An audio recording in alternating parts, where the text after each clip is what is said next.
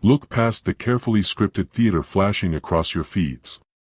Yesterday, they gave you a headline of Vance wagging his finger at Israeli officials, telling them you can't unalive your way out of security problems. They want you to believe there's a scuffle between the administration and Israel, and they want you to believe the administration is pulling back, that a genuine fracture has formed, and now that the masses are seeing the truth, they're acting like they're suddenly separating themselves from the destruction. But it's a lie, and it's a calculated performance designed to pacify your outrage while the real gears of the system still turn uninterrupted. While they stage these public arguments for the cameras, look at what they're pushing into law. They're quietly advancing Section 224 of the FI 2027 NDAA, the U.S.-Israel Futures Act, and this isn't just an aid package, but it's a permanent, legally binding merger, and it forces the direct integration of artificial intelligence, automated battlefield networks, and surveillance data fusion between both countries. A system does not merge its core network with a nation it genuinely plans to break away from. This fake friction is just a smoke screen for a global corporate land grab, and if you follow the money, the illusion fades. Trump Inc. is actively expanding its multi-billion-dollar footprint across the Middle East, and it's funded by the same billionaire megadonors in Israel who funnel hundreds of millions into the political machine to dictate U.S. foreign policy.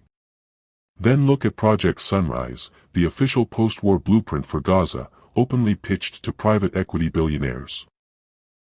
It reveals the true, horrific agenda, is the complete terraforming of war rubble into a partitioned corporate playground only for the wealthy, and they've even color-coded the maps, dividing the land into strict zones.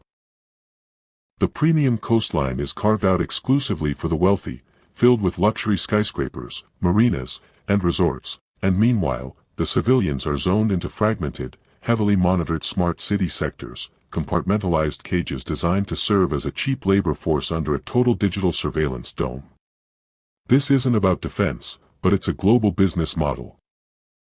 They use warfare to erase organic societies, clear the local population, and build a centralized, digitized empire from scratch, and this is their main goal.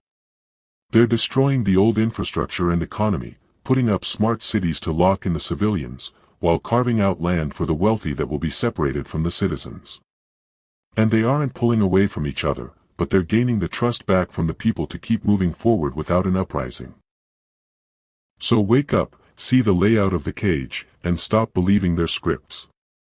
We do not forgive, we do not forget. Anonymously Enlightening out.